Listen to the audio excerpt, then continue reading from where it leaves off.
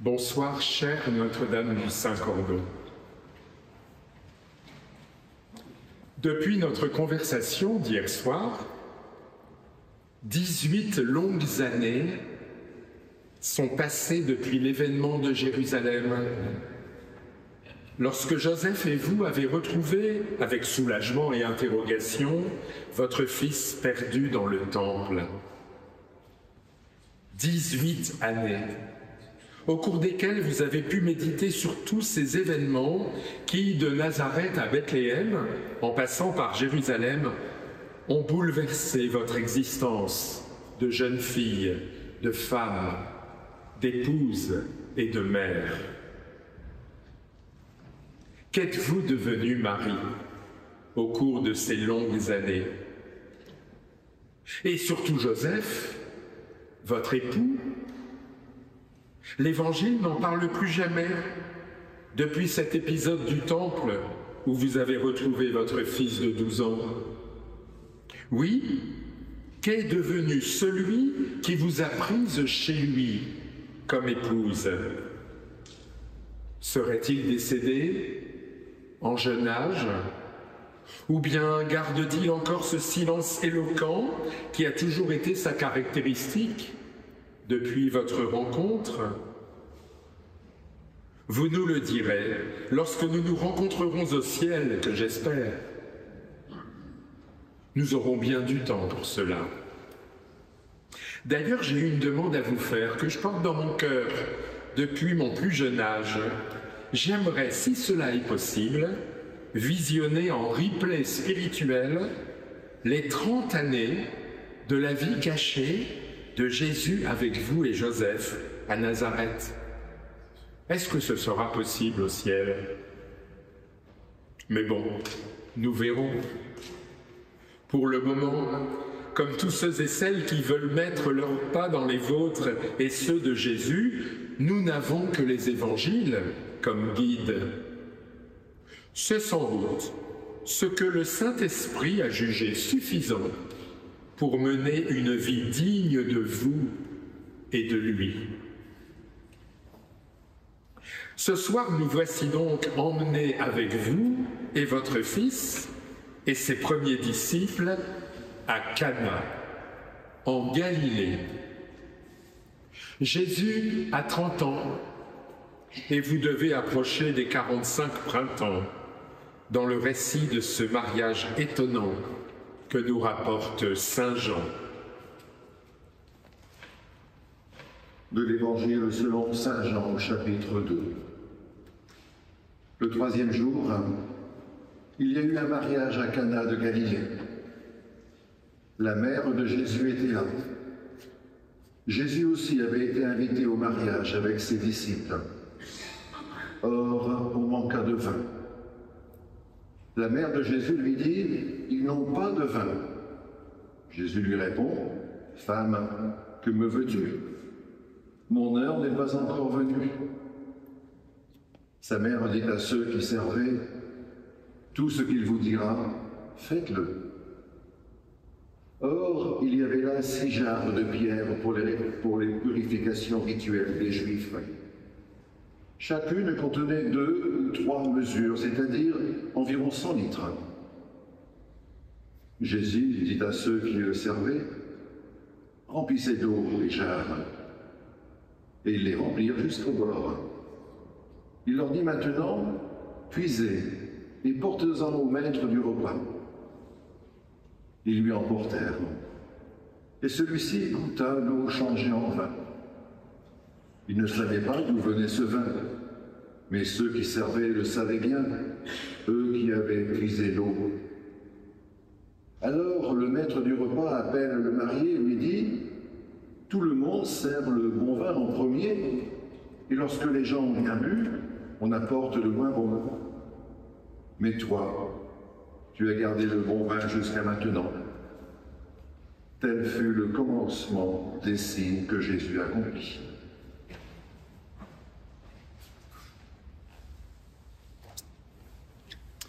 Vierge Marie, vous le savez bien, dans les noces juives qui duraient 1 semaine, Il fallait prévoir une quantité suffisante de boissons. On ne connaît pas la raison du manque de vin qui constitue le point de départ du récit de Saint Jean. D'ailleurs, l'évangéliste n'y porte aucun intérêt. Mais c'est d'abord vous, Marie, qui vous intéressez à la situation. Ce n'est pas tant la question de la quantité de vin bu qui vous inquiète, c'est l'embarras de la famille. Ils n'ont pas de vin. Un constat tout simple, qui ne cherche pas le pourquoi de ce manque. Non, la réserve est vide et la fête doit encore durer. Les convives commencent à s'impatienter. Le maître du repas est questionné. Les mariés voient leur fête gâchée. Tout cela vous rend mal à l'aise, Marie. Il vous faut aider ces gens qui sont probablement des voisins, des connaissances. Et tout de suite, vous voulez en parler à Jésus qui a peut-être une idée pour sortir de cette impasse. Ils n'ont pas de vin. Vous, la mère de Jésus, comme Saint Jean vous appelle toujours dans son évangile, vous prenez l'initiative d'intervenir. Vous le faites non pas par une question directe, mais à travers une affirmation qui est souvent dans l'évangile de Jean la forme respectueuse de la demande. Ils n'ont pas de vin. C'était normalement la tâche du maître du repas, et d'abord du marié lui-même de prévoir ces détails. Ô Marie, ce soir, regardez-nous, regardez ce monde, et sans doute vous vous tournez quotidiennement vers votre Fils Jésus, en regardant les drames humains de notre temps, pour lui présenter les eaux sales de l'humanité, et vous lui dites encore et encore, ils n'ont pas de vin. Le dialogue qui s'instaure entre vous et Jésus est énigmatique. Les commentateurs l'ont parfois interprété plus en fonction de leurs préjugés que dans sa signification littérale. La réponse que Jésus vous fait est sans appel. « Que me veux-tu, femme ?»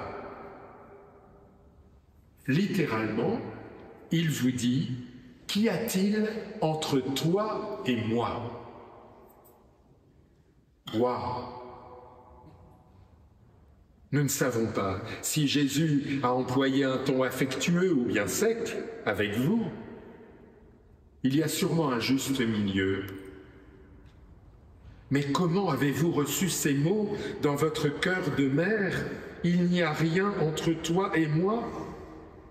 Sans doute comme un glaive, un des nombreux glaives qui transperceront votre cœur tout au long de ces 3 années de la vie publique de Jésus. Que me veux-tu, femme? Cette formule hébraïque signifie un malentendu. La réponse de Jésus, elle est comme une mise à distance, comme celle qu'il vous avait faite au temple il y a 18 ans, quand vous le cherchiez depuis 3 jours. Pourquoi me cherchez-vous? Ne savez-vous pas que je dois être aux affaires de mon Père? Ce sont sans doute ces mêmes affaires du Père qui provoquent la réponse de votre Fils. Que me veux-tu, femme? Mon heure n'est pas encore venue. Cette réplique abrupte signale que Jésus veut agir en toute liberté, sans céder à une quelconque pression venue du monde, et même de vous, Marie. Personne, pas même vous, sa mère, ne peut décider de son heure. C'est de son Père seul que le Fils reçoit le signe de l'accomplissement.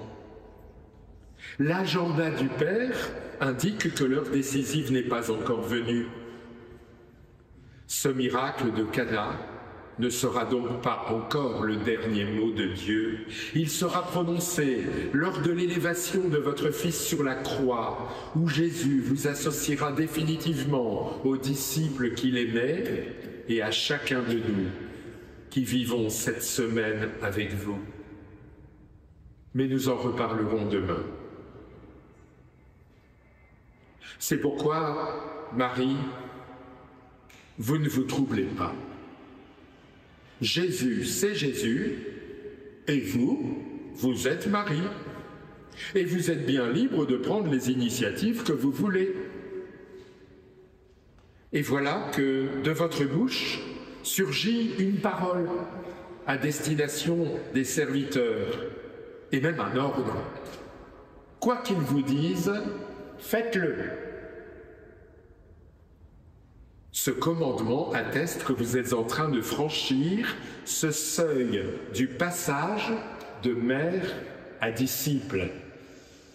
Votre parole manifeste l'adhésion inconditionnelle à la volonté de Jésus et de son Père. Quoi qu'ils vous disent, faites-le. À Cana, votre Fils Jésus vous invite à dépasser votre maternité charnelle pour naître, renaître comme disciple. À Cana de Galilée, Vierge Marie, vous, la mère charnelle, vous devenez la première des disciples que nous sommes. De plus, si l'on fouille un peu dans la Bible, le dialogue entre Jésus et vous, Marie, rappelle d'autres dialogues que nous trouvons dans l'Ancien Testament. Par exemple, quand l'Égypte manque de pain, Pharaon invite le peuple à se tourner vers Joseph, cet Hébreu qu'il a choisi comme intendant de son empire. « Allez à Joseph, et ce qu'il vous dira, faites-le, dit Pharaon. » Ou encore un peu plus loin, une fois libéré de l'esclavage, quand le peuple adhère à l'Alliance, il proclame « Tout ce que le Seigneur a dit, nous le mettrons en pratique. » Fort de ces citations bibliques qui vous habitent, vous, la mère de Jésus, vous devenez alors la figure du nouvel Israël.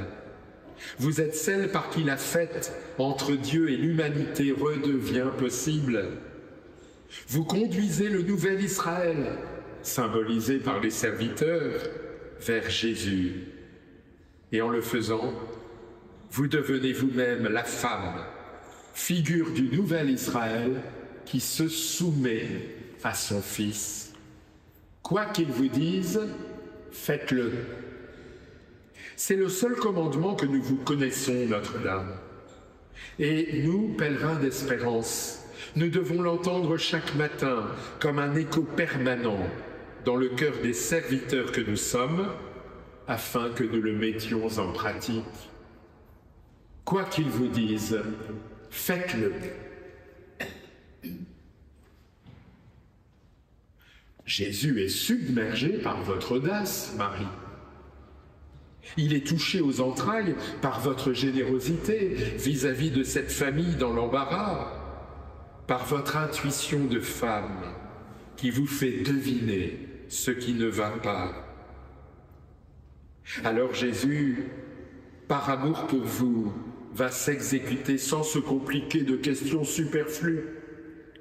Puisqu'il s'agit de vin, il dit aux serviteurs, « Remplissez d'eau ces cuves.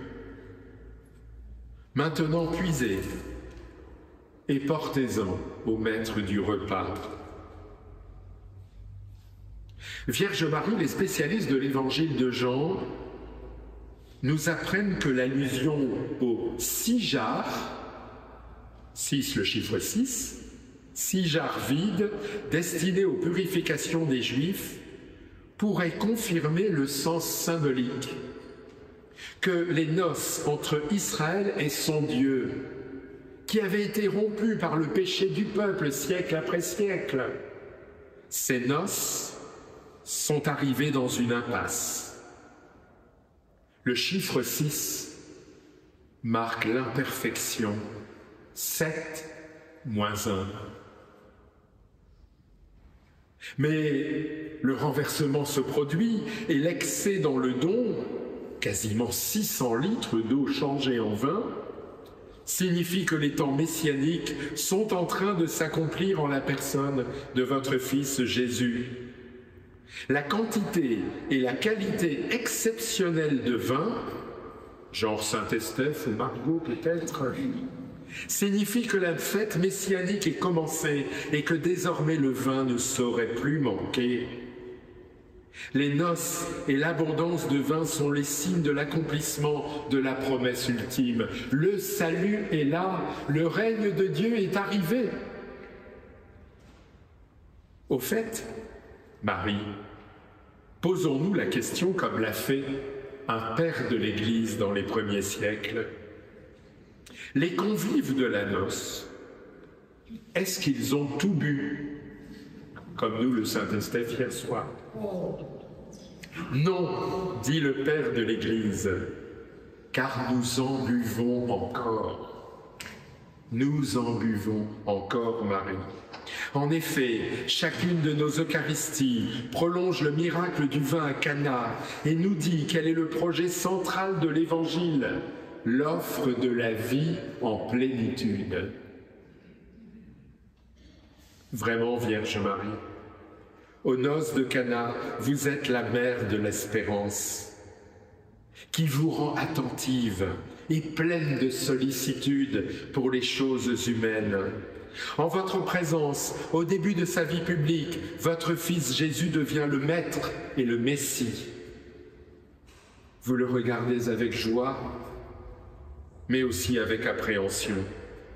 Car, jour après jour, Jésus devient davantage ce signe de contradiction que Siméon vous avait annoncé 30 ans auparavant. Cana, Vierge Marie, c'est le miracle de la confiance. Votre confiance, Marie, notre confiance envers Jésus. Et ce soir, vous redites avec force à chacun de nous, pèlerins d'espérance, aie confiance, écoute-le, fais tout ce qu'il te dira. Oui, Vierge Sainte, faites tout ce qu'il vous dira. Ce qu'il nous dit, ce qu'il nous demande avant toute chose, c'est de nous aimer comme il nous aime. Et aussi, et surtout, de travailler à l'unité sans relâche. Cette unité au cœur de la spiritualité de notre nouveau pape Léon, qui en a fait sa devise. Sur son blason pontifical figure cette maxime inspirée de son maître saint Augustin, in illo uno unum, ce qui veut dire en celui qui est un, soyons un.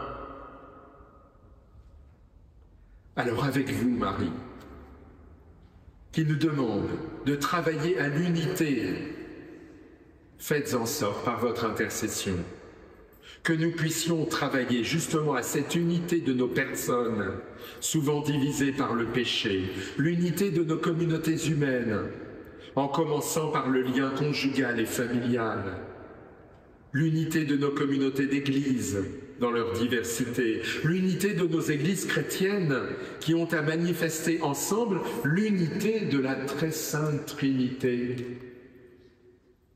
Oui, Marie, Cana est un signe pour nos églises chrétiennes divisées depuis des siècles.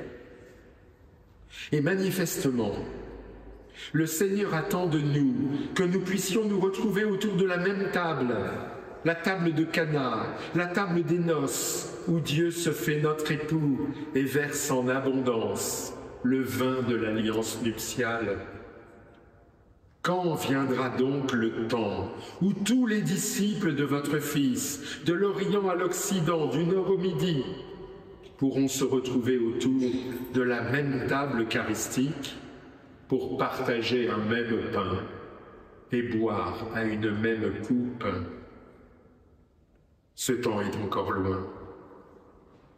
Même si nous nous réjouissons des rapprochements vécus avec les luthériens et les anglicans, même si nous nous réjouissons des liens renforcés avec les églises réformées comme celle toute proche d'ici, le temps est loin. Parce que la question des ministères, notamment féminins, de l'autorité de Pierre, sont encore des grosses pierres d'achoppement. Sans doute, nous ne connaîtrons pas de sitôt l'unité avec les églises protestantes, et notamment les églises évangéliques, qui fleurissent dans nos pays de tradition catholique.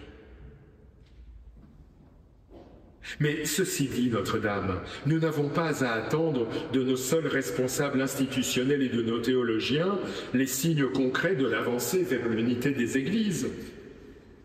En fait, tout commence par nous, concrètement sur le terrain, dans notre travail de disciples missionnaires. Oui, n'est-il pas essentiel, Notre-Dame, que chacun de nous, personnellement et collectivement, nous donnions un témoignage crédible à l'amour de Dieu, que nous soyons vraiment la joie de Dieu, la joie des noces, dont Cana est le signe. Être la joie de Dieu. Vous l'avez été en plénitude, Vierge Marie. Être la joie de Dieu pour les pèlerins d'espérance que nous sommes appelés à devenir jour après jour, quelle vocation, quelle responsabilité. Mais voilà, c'est souvent la peur qui fait barrage à la joie. Et chaque soir, nous pouvons nous demander si par nos paroles, nos actes, nos pensées, nous avons donné de la joie à Dieu. Parce que si nous donnons de la joie à Dieu, sa joie revient sur nous. Et du coup, nous brillons de sa joie. Il n'y a pas qu'un seul visage de l'amour de Dieu. 1,5 milliard de baptisés de par le monde sont invités à manifester la foi, l'espérance et la charité, chacun selon les dons qu'il a reçus. Saint Paul y insiste dans sa lettre aux Corinthiens, les dons de la grâce sont variés, mais c'est le même Dieu qui agit en tous, c'est le même Esprit qui distribue ses dons à chacun selon sa volonté. Cela est vrai pour la diversité des églises, mais cela est vrai aussi pour notre diversité, à nous qui nous rassemblons ici chaque soir dans votre sanctuaire. Parce que, Vierge Marie, vous ne le savez que trop, si nous laissons la division gagner les cœurs, la joie disparaît, le vin manque rapidement et le repas est triste. En travaillant sans relâche à l'unité, nous accomplissons l'œuvre de Dieu et nous lui donnons de la joie et nous entrons dans sa joie. Alors Notre-Dame du Saint-Cordon, priez avec nous, pèlerins d'espérance, pour que nous devenions l'Église, l'unique épouse de Jésus, une épouse qui fait sa joie.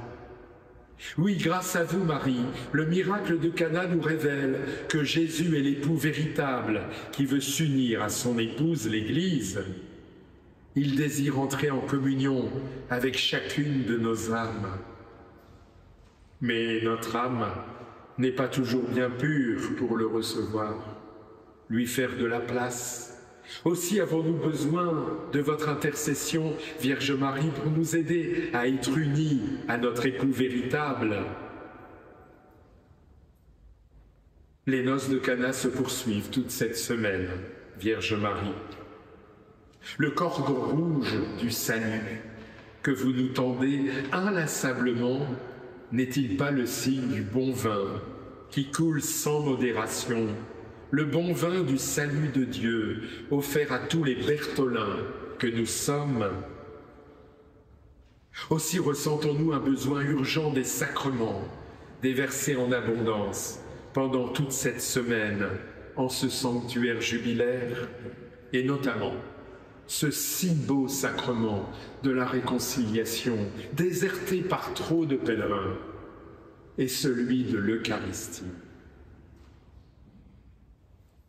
Dans quelques instants, le Père Bernard nous invitera à ce banquet de Cana renouvelé à chaque Eucharistie.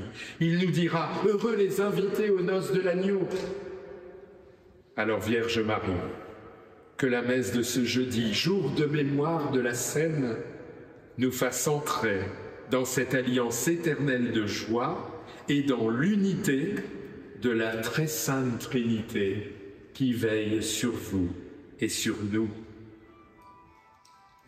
19h sonne sans doute. C'est pour cela que nous allons vous saluer à la manière de l'ange. L'ange du Seigneur apporta l'annonce à Marie. Je vous salue Marie, pleine de grâce. Le Seigneur est avec vous. Vous êtes bénie entre toutes les femmes, et Jésus, le fruit de vos entrailles, est béni. Sainte Marie, Mère de Dieu, priez pour nous pauvres pécheurs, maintenant et à l'heure de notre mort. Voici la servante du Seigneur. Je vous salue Marie, pleine de grâce. Le Seigneur est avec vous.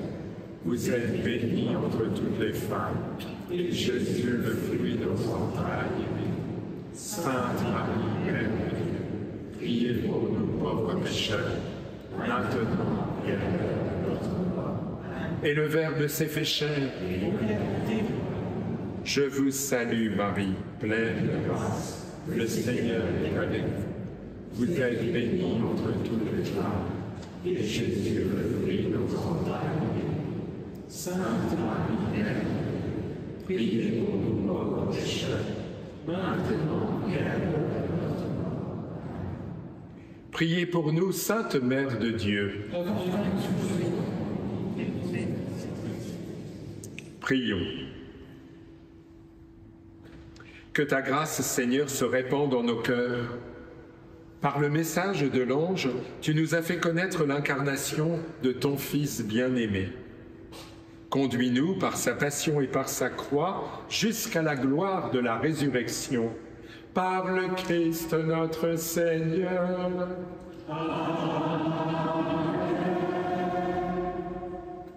Bonsoir Marie. À demain.